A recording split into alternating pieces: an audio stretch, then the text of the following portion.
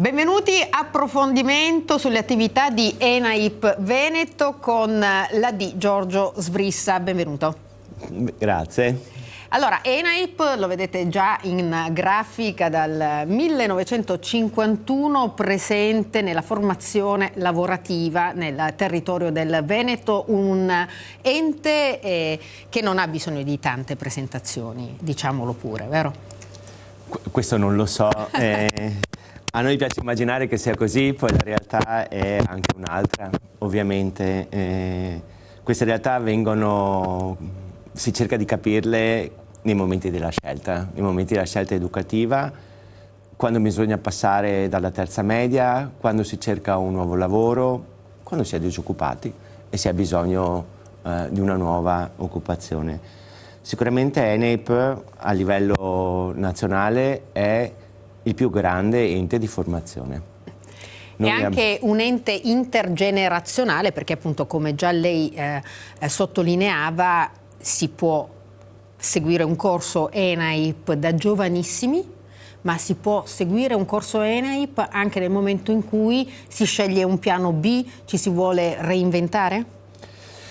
Noi pensiamo questo. ENAIP, prima cosa, è un'impresa sociale e pensiamo che attraverso l'educazione e la formazione si possa dare delle grandi opportunità alle persone. Quali opportunità?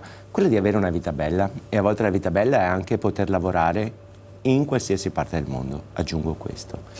Noi facciamo una formazione per i ragazzi, finiscono la terza media, la faccio semplice, e dopo la terza media possono scegliere di fare un percorso, nel nostro caso in ENAIP, che è un percorso riconosciuto dalla Repubblica Italiana, ovviamente, perché c'è sempre questa idea che siano enti privati. No, la Repubblica prevede che si possa fare la scuola tradizionale, il liceo, piuttosto che si possa fare un percorso di una scuola regionale della formazione professionale. Questo noi facciamo nelle regioni. Cosa si fa?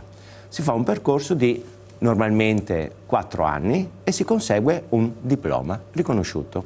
Quindi anche questa storia ormai è anni che nelle scuole come l'ENAIP si consegue un diploma spendibile, ripeto, a livello regionale piuttosto che in altri posti del mondo.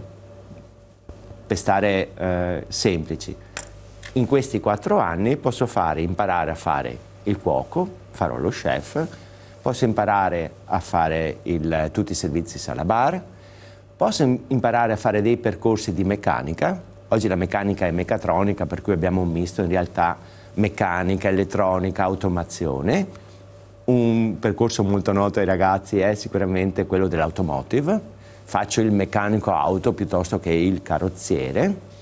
Ci sono percorsi specifici che passano dal settore elettrico, elettronico e l'automazione, con molta informatica dentro, ma oggi l'informatica se ne parla sempre, ma l'informatica è dentro tutti i percorsi. Ci sono i percorsi che sono graditi più alle donne, anche se vediamo molti più maschietti ultimamente, che sono quelli che riguardano il benessere, quindi da chi vuole fare la parrucchiera, fra virgolette, piuttosto che tutto l'ambito della cura della persona. Ci sono tutte quelle attività legate alle accommodation e quindi i receptionist in albergo, la gestione nei bed and breakfast, tutte queste parti di attività. Sostanzialmente il mondo è questo. Se devo distinguere la formazione in queste due gambe, il liceo piuttosto che fare un percorso di formazione, guardate, si semplifica così. Chi fa percorsi di istruzione e formazione professionale fa la matematica, fa l'italiano, fa le lingue straniere e poi fa tanta attività in laboratorio. Cosa vuol dire tanta? 50%. Chi fa un percorso in ENAIP fa 50% in aula, 50% in laboratorio. Questo 50% in laboratorio poi il primo anno ne faccio un po' meno, il secondo anno un po' di più, fino al quarto anno vado in azienda, non a fare uno stage corto come si vede tante volte alla televisione. Chi fa il quarto anno, noi lo facciamo con un sistema duale, insieme con le imprese, fa 500 ore in aula, 500 ore in azienda e alla fine ho un diploma. Allora, lei ha detto due cose che sono molto interessanti. Prima ci ha detto che tipo di formazione offrite e sappiamo, aprendo tutti i giorni i giornali, che le imprese, il mondo della ristorazione piange per il fatto che non ci sono figure formate e pronte a far lavorare e quindi anche ad avere un reddito, e questo poi è un problema che sta diventando un po' un dramma in Veneto come nel resto d'Italia. E poi ha detto un'altra cosa: 50% in aula, dove si studia la matematica, si studia l'italiano, si fanno i temi, si studiano le lingue, 50% in laboratorio. Anche un po' questo a voler, come dire, smontare quel luogo comune secondo il quale quando si sceglie la scuola professionale alla fine si fa una scelta di comodo e si sacrifica la cultura? Sì, questo è un retaggio che appartiene a un altro mondo. Dovete sapere questo, che c'è un signore che si chiama Ministro dell'Istruzione e che dice: guardate, dovete insegnare la matematica e l'italiano come si insegna nelle altre scuole, con un'attenzione al fatto che la matematica dovrà servire per andare a fare funzionare una macchina a controllo numerico, ma quindi gli insegnanti delle materie, chiamiamole umanistiche piuttosto che la matematica, sono insegnanti che devono avere i titoli come quelli della scuola. Cambiano i programmi? Sì, cambiano un po' i programmi, non sono ovviamente, perché sennò uno non si capisce perché deve scegliere il liceo piuttosto che la formazione professionale se fossero uguali.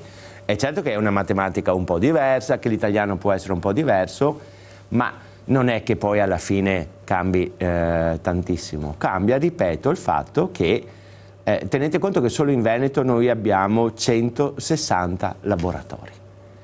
In Veneto noi abbiamo 4.000 ragazzi ogni anno e formiamo in adulti 6-7.000 persone. In Italia ne abbiamo 20.000. Vi dico anche un'altra cosa: è una realtà sì molto conosciuta in Veneto, ma noi siamo presenti ormai in quasi tutti i paesi europei, direttamente o indirettamente, e abbiamo attività formative anche fuori dall'Europa. Un centro grandissimo, per esempio, di ENEP è in Mozambico.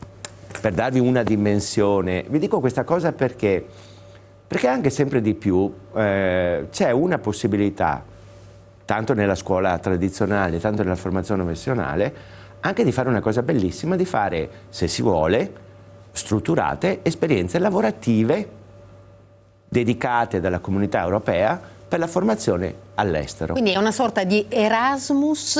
No, non è una sorta. È un Erasmus? No, è l'Erasmus. La nuova programmazione lo chiama Erasmus+, che vale per gli universitari, vale per meno, perché vale per lo più per universitari e per quelli della formazione professionale. In mezzo ci sono anche quelli del liceo e degli altri. Vale anche per gli imprenditori, per i giovani imprenditori. Detto così, ci ha presentato una possibilità molto importante per le famiglie. Tra le altre sono circa 4.000 studenti l'anno che seguono i corsi ENAIP, ma sappiamo che nella ricerca di lavoro i numeri, gli zeri sono almeno 4 ogni volta che si propongono le carenze in alcuni settori. Quindi le famiglie sanno che entro gennaio dovranno iscrivere i propri figli che finiscono le scuole medie, le secondarie, in una scuola che li prepari ad affrontare il futuro. Quindi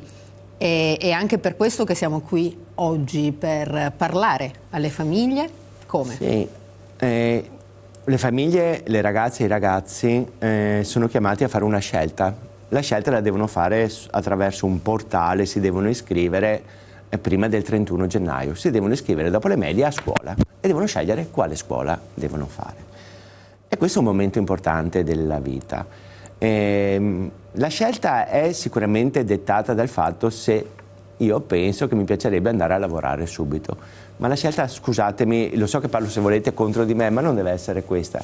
La scelta di fare un percorso come quello dell'ENAIP non è il fatto che vado a lavorare, il fatto che acquisisco quelle competenze che mi permetteranno di avere nel futuro più opportunità di lavoro. È un'altra cosa, perché acquisisco moltissime capacità tecniche che diversamente facendo altri percorsi richiederebbero tantissimo tempo.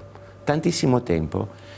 Un'altra cosa che è importante che le famiglie sappiano da un punto di vista del futuro delle ragazze e di questi ragazzi. Oggi c'è un'opportunità fantastica. È la novità di quest'anno, finalmente, I ragazzi della formazione professionale delle scuole dell'ENAIP fanno 4 anni diploma e poi con la sperimentazione Val di Tara potranno andare direttamente in quelli che ormai in Italia non si fa altro che parlare nei mitici ITS, negli istituti tecnici superiori. Cosa sono questi ITS? Sono dei percorsi di alta specializzazione in ambito tecnico, altamente riconosciuti nel nostro paese, dalle imprese, da chi è che li riconosce sono loro, e tant'è che le imprese sono dentro tutti gli ITS, ma piuttosto che anche in percorsi in imprese anche all'estero, perché le imprese italiane lavorano anche all'estero, quindi farò un percorso 4 anni, diploma, se voglio ulteriori 2 anni specializzazione. Poi noi ci auguriamo, e ormai vedo che sia così, che la gente continui a studiare tutta la vita perché le macchine cambiano, abbiamo l'intelligenza artificiale, ci sono tutte queste cose, dobbiamo sempre essere aggiornati. E chiaramente un percorso ENAIP non esclude assolutamente un successivo percorso universitario. La preparazione di base c'è, la determinazione quella ce la deve avere l'individuo. Ma noi accompagniamo ragazzi a percorsi universitari, naturalmente adesso vedremo anche con le riforme, ma naturalmente tante volte bisogna fare il 5º anno. Abbiamo ragazzi che hanno fatto ingegneria meccanica, abbiamo ragazzi che si sono laureati nei posti, nei luoghi diversi. Quello che è vero che su 10 persone che si iscrivono in ENAIP normalmente le persone decidono di fare dei percorsi specialistici tecnici, che è quello di cui il nostro paese ha bisogno. C'è una cosa anche questa qui, che nel nostro paese a volte poco si parla di questi soldi quando si lavora, e adesso le famiglie ci chiedono di più, ma alla fine se ho fatto questo percorso avrò dei percorsi di carriera, guadagnerò soldi. Guardate, tutti quanti vediamo le corse di Formula 1 alla televisione, ma quando queste macchine corrono, quei signori che sono a fianco alla macchina, a fianco al pilota, ma cosa pensate che abbiano fatto? Quei signori che sono lì a controllare i motori a mattina e a sera non sono mica tutti ingegneri, c'è un ingegnere, ci sono 10 persone che fanno correre il motore a Ferrari. E chi è che le fa correre questi motori? Sono ragazzi che vengono fuori dall'ENAIP. Dico sempre, guardate che ci siamo dimenticati che le cose devono essere fatte, e le fa chi ha capacità oggi di interfacciare un computer con una macchina che lavora. Guadagnano soldi, ma insomma credo che non dobbiamo perdere molto tempo nella banalità di sapere che un idraulico guadagna tanti soldi. Vi dico, guardate che l'idraulico di allora, come pensano le mamme, non esiste più, l'elettricista di allora, come pensano le nonne, non esiste più. Un elettricista non tira fili, farà anche quello, ma ci sono macchine che tirano i fili nei muri. Un elettricista oggi fa alzare le persiane, ci fa dire che il frigorifero manca il latte, ci imposta la temperatura col telefonino, ci dice se la macchina... tutte queste cose che richiedono competenze tecniche. Guadagnano, guadagnano tanti soldi. Guadagnano più dei... diciamola così, guadagnano sicuramente più dei professori che li stanno formando. Siamo in chiusura, bisogna dire che il 90% dei ragazzi e delle ragazze che frequentano i corsi ENAIP riescono a trovare lavoro in quanto tempo più o meno? Il 90%.